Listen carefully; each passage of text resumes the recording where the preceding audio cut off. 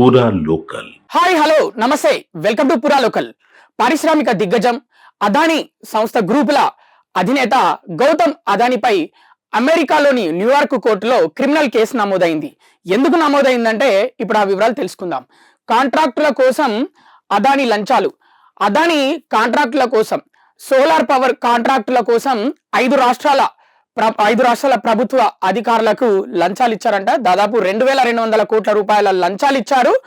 ఒక్క ఏపీకే 1750 కోట్ల రూపాయల లంచాలు ఇచ్చారనమాట. ఒక్కో మెగావాట్ 25 లక్షల చొప్పున మొత్తం 1750 కోట్ల రూపాయల లంచాలు ఇచ్చి ప్రభుత్వంని వాళ్ళ దగ్గర నుంచి నిబంధనలకు విరుద్ధంగా, అదాని గ్రూపుల నుంచి నిబంధనలకు విరుద్ధంగా సోలార్ పవర్ కాంట్రాక్టులను కొనుగోలు చేసే విధంగా ఈ విధంగా లంచాలు ఇచ్చి ప్రభుత్వాలకు ఆయా రాష్ట్రాలు, 5 రాష్ట్రాలు ఏంటంటే ఆంధ్రప్రదేశ్, ఒడిస్సా, తమిళనాడు, ఇంకా జమ్మూ కాశ్మీర్, ఛత్తీస్గఢ్, మొత్తం 5 రాష్ట్రాలు. ఈ 5 రాష్ట్రాల్లో ప్రభుత్వ అధికారులకి మొత్తం అందరికి కలిపి 2200 కోట్ల రూపాయలు లంచం ఇచ్చారు. మరి ఆ డబ్బులు ఎక్కడి నుంచి సేకరించిందంటే అమెరికాలోని పెట్టుబడిదారులు, బ్యాంకర్లు, ఫైనాన్షియల్ సంస్థల నుంచి ఈ లంచం డబ్బులు అక్కడి నుంచి సేకరించి తీసుకొచ్చి వీళ్ళకి ఇచ్చాడనమాట. ఇది చట్ట విరుద్ధం అన్నమాట. ఒకరికి లంచం ఇవ్వడానికి అమెరికా నుంచి, అక్కడి బ్యాంకుల నుంచి, అక్కడి పెట్టుబడిదారుల నుంచి, ఫైనాన్షియల్ సంస్థల నుంచి తీసుకొచ్చిన డబ్బులు ఇక్కడ లంచం ఇస్తే చట్ట విరుద్ధం అది. కాబట్టి అక్కడ వాళ్ళు కేసు వేశారనమాట. సో మరి మరోవైపు అదానీ ఏమంటున్నాడంటే, అదానీ ఇప్పుడు దోషిగా నిర్ధారించే వరకు నిర్దోషిగానే ఉంటాడు. మీరు నిర్ధారించే వరకైతే నేను నిర్దోషిగానే ఉంటాను, కానీ అప్పటి వరకు మేము భయపడలేదు, ఈ ఆరోపణలన్నీ నిరాధారమని ఆయన చెప్తున్నాడు. ఇక దీంతో మొత్తం దేశంలోని అగ్ర రాజకీయ నాయకులు మొత్తం బగ్గుమంటున్నారు అనమాట. ముఖ్యంగా ఏఐసిసి అగ్రనేత ఎంపీ రాహుల్ గాంధీ, కాంగ్రెస్ ఎంపీ రాహుల్ గాంధీ ఏమన్నారంటే, నేను ఛాలెంజ్ చేస్తున్నాను ప్రజలందరికీ. ఒకటేంటంటే ఖచ్చితంగా అదానీ మాత్రం అరెస్ట్ అవ్వడు, ఆ విషయం నాకు తెలుసు. ఎందుకంటే మోదీకి అదానీ చాలా దగ్గర, మోదీని అదానీని కాపాడుతున్నాడు. కాబట్టి నేను ప్రజలందరికీ ఒక ఛాలెంజ్ విసురుతున్నాను, ఈయనైతే అరెస్ట్ కాడు అని ఒక చెలొక్తులు విసిరాడనమాట ప్రజలకి. ఎందుకంటే ఆయన ప్రజలకు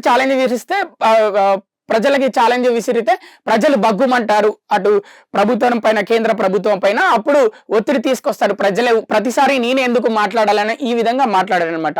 మరోవైపు ఇక కేటీఆర్ ఏమన్నాడంటే, అదానీ కోసం కాంగ్రెస్ ఇంకా బీజేపీ అదానీ కోసమే పనిచేస్తున్నాయి, వాళ్ళ పార్టీలు కాపాడుకునేందుకు. ఎందుకంటే ఎంతో కొన్ని వేల కోట్ల ఫండ్ ఇస్తాడు అదానీ వాళ్ళ పార్టీల కోసం. అందుకే అదానీ ఏం చేసినా ఈ దేశంలో నడుస్తుంది.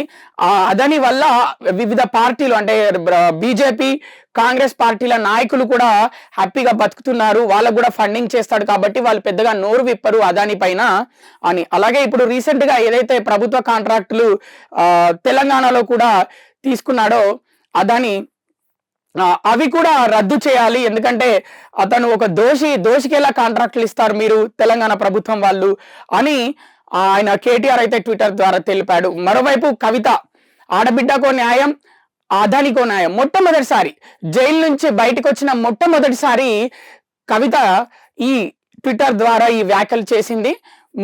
మోదీ ఎట్టి పరిస్థితుల్లో చర్యలు తీసుకోడు, నేను ఒక ఆడబిడ్డను కాబట్టి నా మీద ఎలాంటి